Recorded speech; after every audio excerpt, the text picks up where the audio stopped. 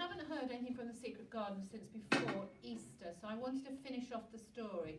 We only have a few more chapters to go, so let's start by recapping what's happened. If you remember, Mary Lennox lived in India. Something happened to her family and she had to come back to live in a house in Yorkshire with her uncle. She found, with the help of the robin, a secret garden, a garden that had been neglected for 10 years, but she went in there and she started to look after the garden. She made friends with a boy called Dickon, who helped her with the garden. He loved nature and he was able to talk to the animals and the birds. But she then found these strange noises she heard in the house that she was living in and discovered it was a boy called Colin who was rather spoiled and selfish. He never went outside, he thought he couldn't walk and he was rather pampered. And Mary was beginning to help him see that there was more to life. And that's as far as we've got before we finish with Easter. So let's see what's happened now. Next morning, when Martha brought Mary her breakfast, she told her that Colin was feverish. Poor lad, he's been spoilt till salt won't save him.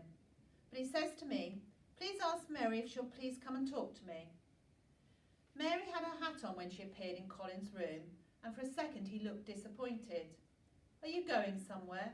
I won't be long. I'm going to Dickon, but I'll come back, Colin. It's something about the garden. Oh, is it? He cried out. I dreamed about it all night. In 5 minutes, Mary was with Dickon in the garden. The fox and the crow were with him again, and this time he'd brought 2 tame squirrels. I came over on the pony this morning, he said. He's a good little chap, Jump is. I brought these 2 in my pockets. This one here is called Nut, and this one here is called Shell. When he said Nut, one squirrel leaped onto his right shoulder, and when he said Shell, the other one leaped onto his left shoulder. They sat down on the grass, but when she began to tell her story, she could see he felt sorrier for Colin than she did. My. We mun get him out here. We mun get him watching and listening and sniffing at the air and get him just soaked through with sunshine. We mustn't lose any time. It was hard to go on, particularly as Nut had actually crept onto her dress. But when Mary went back to the house and when she sat down close to Colin's bed, he began to sniff as Dickon did. You smell like flowers and fresh things. What is it you smell of? It's the wind from the moor. It's the springtime and we're out of doors and sunshine. Colin began to laugh. What are you doing? Doesn't thou understand a bit of Yorkshire when thou hears it? And that a Yorkshire lad thyself, bred and born. I wonder thou art ashamed of thy face. And then Mary began to laugh too, and they both laughed until they couldn't stop themselves. There was so much to talk about.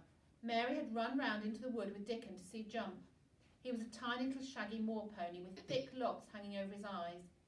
Dickon had talked into her ear and Jump had talked back in old little whinnies and puffs and snorts. Does he really understand everything Dickon says? Colin asked. Dickon says anything will understand if you're friends with it, for sure.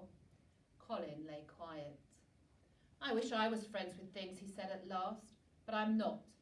I've never had anything to be friends with, and I can't bear people.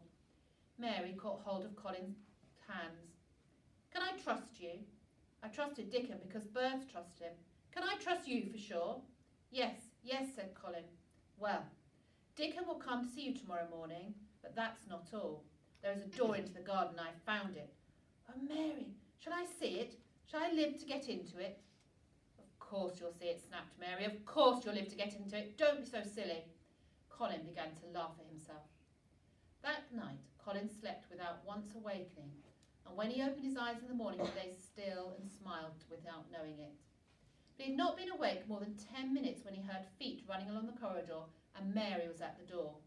It's come. I thought it had come that other morning, but it was only coming. It's here now. It's come. The spring. Has it? Cried Colin. Open the window.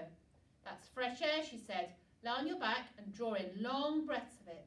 Things are crowding up out of the earth, and there are primroses in the lane and woods, and the seeds we planted are up. And Dickon has brought the fox and the crow and the squirrels and a newborn lamb. When the nurse entered, she started a little at the sight of the open window. You sure you're not chilly, Master Colin? No, I'm breathing in long breaths of fresh air. My cousin will have breakfast with me. When Colin was on his sofa and the breakfast for the 2 was put up on the table, he made an announcement to the nurse in his most Raj-like manner. A boy and a fox and a crow and 2 squirrels and a newborn lamb are coming to see me this morning. I want them brought upstairs as soon as they come. The boy is Martha's brother. His name is Dickon." Dickon was not long in coming. "If you please, sir," announced Martha, opening the door.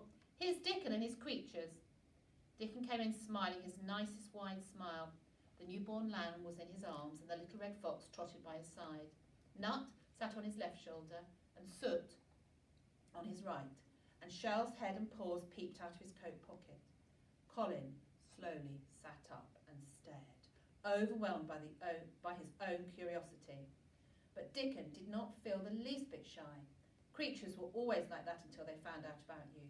He walked over to Colin's sofa and put the newborn lamb quietly on his lap, and immediately the little creature turned to the warm velvet dressing gown and began to nuzzle into its folds and butt its tight curled head with soft impatience against his side.